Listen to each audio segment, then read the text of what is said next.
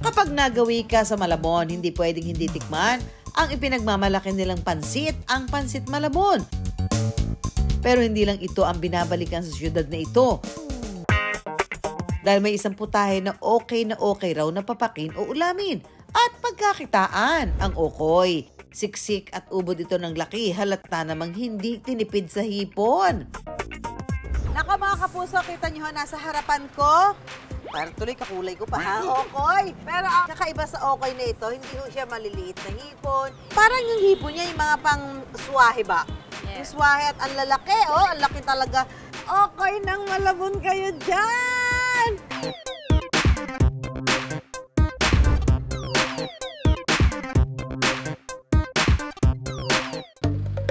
Mula sa City Hall ng Malabon, wala pang 4 na minuto ay mararating na ang Concepcion Market.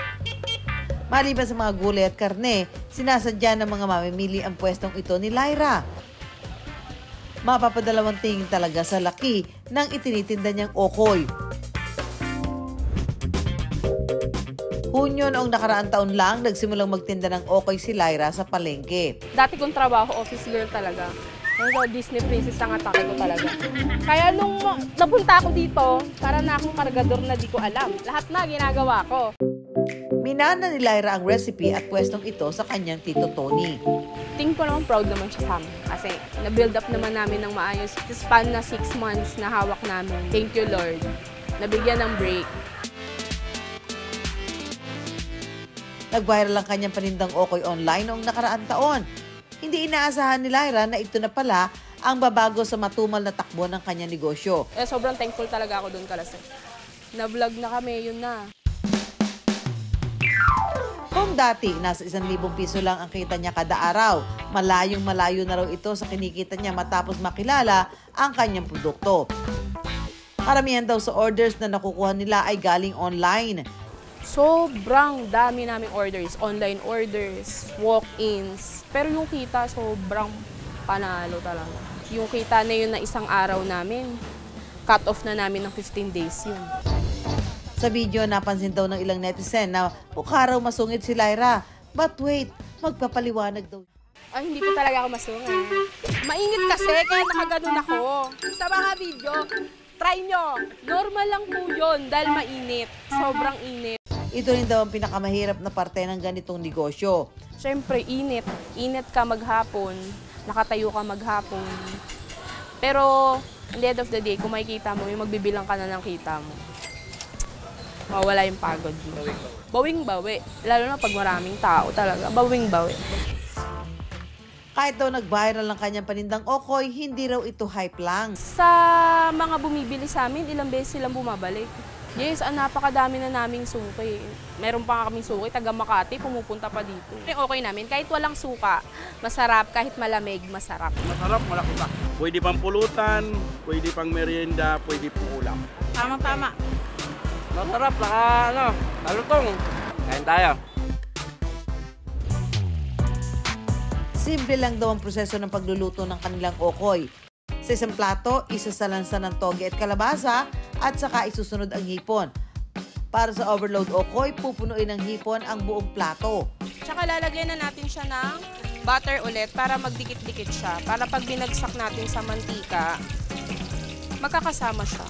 All together. 2 beses nila itong ipiniprito para makuha ang tamang lutong. After 3 to 4 minutes, luto na ang overload okoy. 90 pesos ang isang order nito. Sold na raw dito ang 2 hanggang 4 na tao. Meron din silang regular na okoy for 50 pesos. Bakit ganito yung okoy mo? Ang lalaki nung hipon mo, ha? Yes, syempre po, yan talaga yung pinaka-the best na okay sa amin. Mas po ng huli, yun yung ginagamit. Pero mostly, ganyang size po. Nag-viral to si Lyra at alam niyo ba dahil doon sa pag-viral, lumakas na lumakas yung negosyo niya.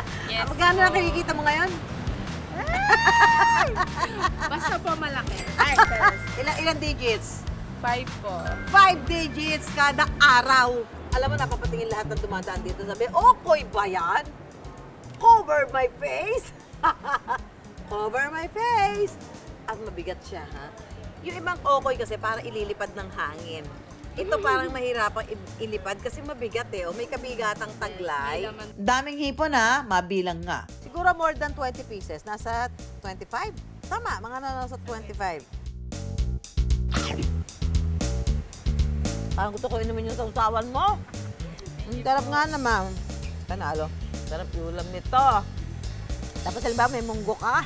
Wow. Ginisang munggo. Nasa ito, panalo.